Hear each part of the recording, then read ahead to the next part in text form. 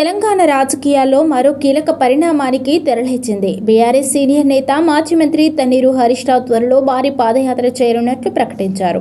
ఉమ్మడి మెదక్ జిల్లా ప్రజల ప్రయోజనాల పరిరక్షణ, నిలిచిపోయిన సాగునీటి ప్రాజెక్టుల పూర్తి కోసం బసవేశ్వర నుంచి సంగమేశ్వర వరకు పాదయాత్ర నిర్వహించనున్నట్లు వెల్లడించారు. ఈ పాదయాత్ర ద్వారా కాంగ్రెస్ ప్రభుత్వ వైఖరిని ప్రజల్లోకి తీసుకెళ్లడమే తమ లక్ష్యమని తేల్చి చెప్పారు. అందువల్ల మీరందరూ ఓకే అంటే ఆ బసవేశ్వరుడి స్ఫూర్తితో మనం పెద్ద ఎత్తున పాదయాత్రకు కూడా శ్రీకారం చుడదాం త్వరలో. బసవేశ్వర టు సంగమేశ్వర, మన బసవేశ్వరునికి విగ్రహానికి నారాయణకేల్లో దండేసుకొని జరాసంగంలోని ఖ్యాతకి సంగమేశ్వర దాకా నడుద్దామా? ఎంతమంది నడుస్తారు పాదయాత్రకు? మీరు నడిమిట్లు ఆగుతారా, కొనెళ్తారా? లాస్ట్ దాకా సంచులు గించులు బట్టలు సర్దుకొని వస్తారా? మాణిక్రావు సభకి తయారున్నా అంటుండు. ఆల్రెడీ వాకింగ్ ఎక్సర్సైజ్ చేస్తుండు పొద్దుగాలేసి. జైరాబాద్ ఎమ్మెల్యే సాబ్ పొద్దుగాలేసి వాకింగ్ చేస్తుండు, ఎక్సర్సైజ్ చేస్తుండు, ఇప్పటికే తయారైతుండు. మరి మీరు అవుతారా? ఓకే, చేద్దాం, తప్పకుండా చేద్దాం. ఈ ప్రభుత్వాన్ని ఇడిచిపెట్టేది లేదు. తెలంగాణ విశిష్ట సంస్కృతికి, భక్తిభావానికి ప్రతీకగా నిలిచే ఆషాఢ బోనాల ఉత్సవాలను అత్యంత ఘనంగా నిర్వహించేందుకు రాష్ట్ర ప్రభుత్వం సర్వం సిద్ధం చేసింది. జూలై 16 నుండి ఆగస్టు 13 వరకు గోల్కొండ నుంచి లాల్ దర్వాజా వరకు జరిగే ఈ చారిత్రాత్మక బోనాల జాతరకు ప్రక్కా ప్రణాళికతో ప్రత్యేక ఏర్పాట్లు చేపట్టినట్టు ప్రభుత్వం వెల్లడించింది.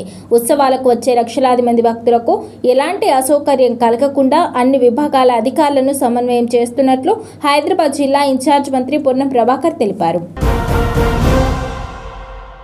బంగారం, వెండి కొనుగోలు చేసేందుకు సిద్ధమవుతున్న వారికి శుభవార్త. గోల్డ్, సిల్వర్ ధరలు రోజురోజుకు పడిపోతున్నాయి. తాజాగా బంగారం, వెండి ధరల్లో భారీ తగ్గుదల చోటు చేసుకుంది. అంతర్జాతీయంగా చోటు చేసుకుంటున్న పరిణామాలతో గోల్డ్, సిల్వర్ ధరల్లో మార్పులు చోటు చేసుకుంటున్నాయి. తాజా పరిణామాల నేపథ్యంలో పసిడి మీద పెట్టుబడులు పెట్టాలా వద్దా అనే సందేహంలో పెట్టుబడిదారులు మునిగిపోయారు. తెలంగాణలో 3 రోజుల పాటు వర్షాలు కురిసే అవకాశం ఉందని వెదర్మ్యాన్ బాలాజీ పేర్కొన్నారు. జూలై 16 నుంచి 19 వరకు వర్షాలు కురిసే ఛాన్స్ ఉందని అంచనా వేశారు. నేడు రాష్ట్రంలో హైదరాబాద్ సహా ఇతర ప్రాంతాల్లో వాతావరణం పొడిగానే ఉంటుందని, ఎండగా పొడిగా ఉండే అవకాశం ఉందని తెలిపారు. రేపటి నుండి రాష్ట్రంలో రుతుపవనాల ప్రభావం మరింత తగ్గుతుందని, జూలై 15 నుండి ఉత్తర తెలంగాణలో అక్కడక్కడ వర్షాలు కురిసే అవకాశం ఉందని అంచనా వేశారు. జూలై 16 నుండి రాష్ట్రంలో భారీ వర్షాలు కురుస్తాయని, హైదరాబాద్తో పాటు ఇతర జిల్లాల్లోనూ విస్తారంగా కురుస్తాయని పేర్కొన్నారు. దీంతో ప్రస్తుతం ఉన్న వేడి ఉష్ణోగ్రతల నుండి ప్రజలకు ఉపశమనం కలుగుతుందని తెలిపారు.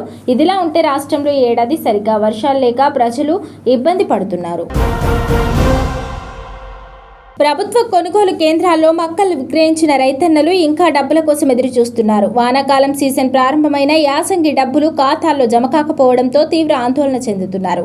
మొదట కొనుగోలు చేసిన రైతులకు 5,200 కోట్లు నగదు పంపిణీ చేయగా మరో 250 కోట్లు పెండింగ్లోనే ఉన్నాయి. రాష్ట్ర వ్యాప్తంగా 336 కొనుగోలు కేంద్రాలను ఏర్పాటు చేసిన ప్రభుత్వం క్వింటాల్కు 2,400 చొప్పున 14.80 లక్షల టన్నుల మొక్కజొన్నను కొనుగోలు చేసింది. అయితే మార్క్ఫెడ్ కొనుగోలు కేంద్రాల్లో పంటను విక్రయించిన రైతులకు వారం 10 రోజుల్లోనే డబ్బులు చెల్లించేవారు. కానీ ఈసారి మాత్రం నెల రోజులు దాటినా డబ్బులు జమ కాలేదు. దీంతో పాత బకాయిలు చెల్లించడం, ఇంట్లో రోజువారీ ఖర్చులు, పిల్లల స్కూల్ ఫీజుల కోసం రైతన్నలు తీవ్ర ఇబ్బందులు ఎదుర్కొంటున్నారు. హైదరాబాద్ మెట్రో రైల్ ప్రాజెక్టు మొదటి దశ స్వాధీనానికి కావాల్సిన 13,600 కోట్ల రుణం, రెండో దశ విస్తరణకు సంబంధించిన అంచనాలపై కేంద్ర ప్రభుత్వం తాత్సారం చేస్తోంది. ఇప్పటికే రెండో దశ ప్రతిపాదనల ఆమోదం కోసం పలుమార్లు కేంద్ర మంత్రులను సీఎం రేవంత్ రెడ్డి కలిసిన విషయం తెలిసిందే. ప్రధానమంత్రి మోదీని సైతం కలిసి విన్నవించారు. కానీ కేంద్రం మాత్రం కనికరించడం లేదు. జాప్యం ఫలితంగా అంచనా వ్యయం కాస్త 4,330 కోట్లకు పెరిగింది. మొదటిసారిగా నవంబర్ 2024లో కేంద్ర ప్రభుత్వానికి అందజేసిన అంచనా వ్యయం 34,260 కోట్లు అయితే, ఈ మధ్య కాలంలో అందజేసిన ప్రతిపాదనల అంచనా వ్యయం 38,590 కోట్లకు పెరిగింది. కేంద్ర ప్రభుత్వం జాప్యం చేస్తుంటే అంచనా వ్యయం పెరగడంతో రాష్ట్ర ప్రభుత్వం భారం పడుతుందని పలువురు ఇంజనీరింగ్ నిపుణులు అభిప్రాయం వ్యక్తం చేస్తున్నారు. 50,000 రూపాయలు ఇస్తేనే ఇందిరమ్మ ఇండ్ల బిల్లులు ఇస్తాం, నా అనుమతి లేకుండా ఊర్లోకి రావద్దు, ఇందిరమ్మ ఇండ్ల బిల్లులు ఇవ్వొద్దు అంటూ ఏఈకి బెదిరింపులు. మంత్రి వాకిటి శ్రీహరి అనుచరుల గూండాగిరి. వనపర్తి జిల్లా అమరచింత మండలం పామిరెడ్డిపల్లి గ్రామంలో ఇందిరమ్మ ఇండ్ల బిల్లు కోసం 50,000 రూపాయలు ఇవ్వాలని, లేదంటే బిల్లులు రానివ్వమని వాకిటి శ్రీహరి అనుచరుడు కాంగ్రెస్ గ్రామ శాఖ అధ్యక్షుడు బీసీ రెడ్డి దౌర్జన్యం. తన అనుమతి లేకుండా గ్రామంలోకి రావద్దని, ఇందిరమ్మ ఇండ్ల బిల్లులు మంజూరు చేసే హౌసింగ్ ఏఈ రాజేశ్వరికి బెదిరింపులు. వైన్ షాప్ ఘటన. నేడు ఇందిరమ్మ ఇండ్ల కోసం లంచం. ఒక్కొక్కటిగా బయటకు వస్తున్న మంత్రి వాకిటి శ్రీహరి అనుచరుల దౌర్జన్యాలు. చెప్పమ్మ, ఏ ఊరు మీది? కామరెడ్డిపల్లె. ఏమైంది నీకు? 50,000 అడుగుతున్నాడు ఆయన. ఎవరు అడుగుతుండ్రు? బీసిరెడ్డి. ఎవరు ఆయన? కాపల్ల బీసిరెడ్డి అడుగుతున్నాడు. ఏ పార్టీ ఆయన? కాంగ్రెస్. ఎందుకు అడిగిండు? మాకు కావాలి, మేము ఇప్పిస్తామంటే ఎట్లకెళ్ళి ఇప్పిస్తారు? ఎందుకు అడిగిండమ్మా డబ్బులు? బిల్లు మా అప్పులు చేసి కట్టుకుంటున్నాము. అప్పులు చేసి కట్టుకున్నప్పుడు మేడని ఇంకా రానేస్తలేడు, అడ్డం వేసుకున్నాడు. మళ్ళీ ఎట్లాంటివి అయితే ఇచ్చేటోళ్ళు ఇంకా ఇయ్యద్దా అని చెప్తే అట్లా. నీకు ఇందిరమ్మ ఇల్లు వచ్చిందే? ఇందిరమ్మ ఇల్లే ఇది. ఇందిరమ్మ ఇల్లు వచ్చాక డబ్బులు రానట్లే చేస్తున్నాడు. మేడెందుకు వస్తలేదు ఎందుకు ఈ మధ్య? నిన్ను పైసలు డైరెక్ట్ అడిగిండా? డైరెక్ట్ అడిగిండు. ఎంత అడిగిండు? ఎన్ని వేలు అడిగిండు? 50,000 ఇవ్వాలంటే 50,000 ఎందుకు కొరకు ఇలా సార్? లేకనే కదా మేము ఇన్ని రోజులు ఆగింది. అప్పు చేసి కట్టుకుంటున్నాం. ఇప్పుడు వచ్చే బిల్లు ఎందుకు ఆపిండ్రు? డబ్బులు అయితే చాలా ఘోరంగా అడుగుతున్నారు. ఏమిటి కోసం అడుగుతున్నారు? ఇంటిళ్ళకు మేము ఇప్పిస్తాం, మేమే బిల్లులు కొట్టిపిస్తాము. ఇంటికి 50,000 కానీ. ఏమి ఇండ్లు? ఇందిరమ్మ ఇండ్లు. ఇందిరమ్మ ఇండ్ల కోసం అని ఖచ్చితంగా అడుగుతున్నారు. మేము పెడితేనే వస్తాయి, మేము చేస్తేనే వస్తాయి, మేము అధికారంలో ఉన్నాము, మేము చెప్పినట్టు నడుస్తుంది ఊర్లో, మాకు ఖచ్చితంగా కావాలని మాట్లాడుతున్నారు వాళ్ళు. ఇవ్వకుంటే కూడా మేము బిల్లులు ఆపుతామని చెప్పి మేడం కూడా ఫోన్ చేసి బెదిరించిండ్రు. ఎవిడెన్స్ కూడా నా దగ్గర ఉన్నాయి, రికార్డింగ్ కూడా చేసిన. మేడం మాట్లాడింది కూడా నేను పెడతా ఖచ్చితంగా. ఇదైతే సీఎం రేవంత్ రెడ్డిపై వెస్ట్ మారేడుపల్లి జగిత్యాల పోలీస్ స్టేషన్లో ఫిర్యాదు చేశారు మాజీ మంత్రి జీవన్ రెడ్డి. బీఆర్ఎస్ నాయకులు కేసీఆర్ కుటుంబాన్ని కోసి ఆ రక్తాన్ని పంటలకు వేయాలని రేవంత్ రెడ్డి చేసిన వ్యాఖ్యలపై ఫిర్యాదు చేశారు. ముఖ్యమంత్రి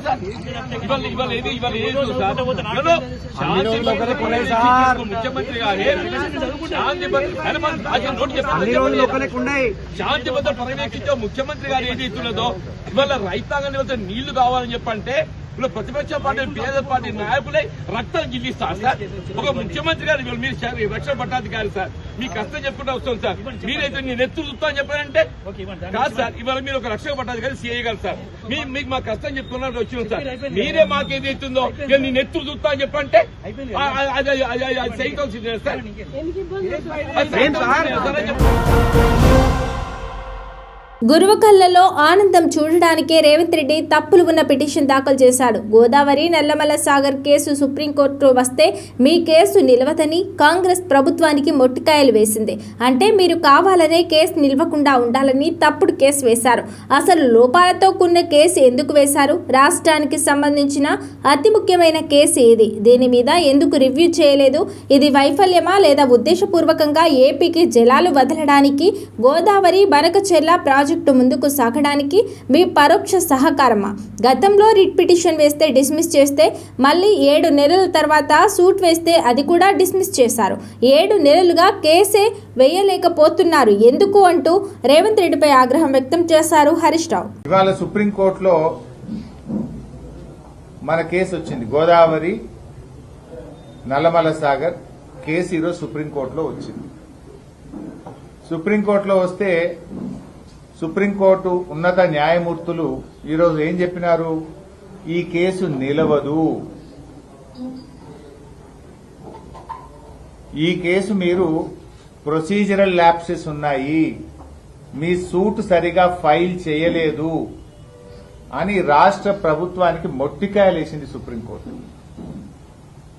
మీ ఉద్దేశం ఏంటి? మీరు కావాలనే ఉద్దేశపూర్వకంగా కేసు నిలవద్దనే మీరు తప్పుడు కేసు వేసి లోపభూయిష్టంగా కేసును ఫైల్ చేసి ఇవాళ ఆ కేసు నిలవకుండా కేసు కొట్టుడు పోయే విధంగా చేసినారు. సుప్రీంకోర్టు మొట్టికేయాలి. అసలు రాష్ట్ర ప్రభుత్వం ఎప్పుడన్నా వేసిన కేసులో లోపాలు ఉంటాయా? లోపాలతో కూడినటువంటి సూట్ ఎందుకు వేశారు? ఏం చేస్తుంది అడ్వకేట్ జనరల్, ఏం చేస్తుండ్రు ఉన్నత న్యాయమూర్తులు, ఏం చేస్తుండ్రు? లక్షల రూపాయలు ఖర్చు పెట్టి సీనియర్ సుప్రీంకోర్టు న్యాయవాదులను మీరు పెట్టారు కదా, మరి ఎందుకు లోపభూయిష్టంగా? ఇది ముఖ్యమంత్రి ఆదేశాలు లేకుండా జరుగుతుందా? రాష్ట్రానికి సంబంధించిన ఇంత అతి ముఖ్యమైనటువంటి కేసు, గోదావరి జలాలకు సంబంధించినటువంటి కేసు ఇవాళ వస్తుందంటే 2 రోజుల ముందు ముఖ్యమంత్రి, నీటిపారుదల శాఖ మంత్రి, న్యాయశాఖ మంత్రి, సీనియర్ అధికారులు రివ్యూ చేస్తారు ఎప్పుడైనా. మీరు ఎందుకు రివ్యూ చేయలేదు?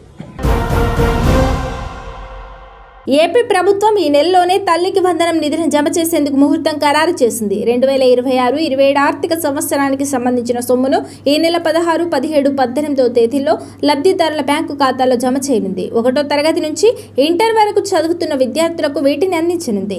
ప్రభుత్వం, ప్రైవేట్ ఎయిడెడ్ స్కూల్స్, కాలేజీల్లో చదువుతున్న విద్యార్థులందరికీ ఈ పథకం వర్తిస్తుంది. విద్యార్థుల తల్లిదండ్రుల బ్యాంకు ఖాతాల్లో వీటిని నేరుగా జమ చేయనుంది. ఈ పథకం కింద ఏడాదికి 15,000 అందిస్తుండగా స్కూల్స్ నిర్వహణ కోసం ప్రభుత్వం 2,000 తీసుకుంటుంది. మిగతా 13,000 తల్లిదండ్రులకు పంపిణీ చేయనున్నారు.